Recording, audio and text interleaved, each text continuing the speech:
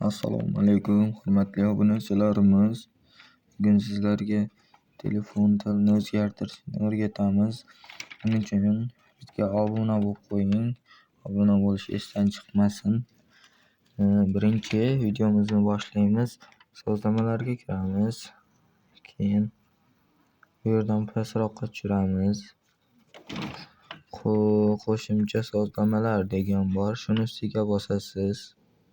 Keyin bu yerda tillar va matn kiritish degan bor. Shuni ustiga bosasiz.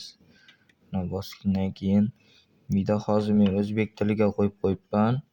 Bemalol shuni ustiga bosib, mana xohlagan tilingiz bor, xohlagan tilingizni tanlab qo'yishingiz mumkin. Agar video yoqqan bo'lsa, bitta like bosib qo'yish esdan chiqmasin.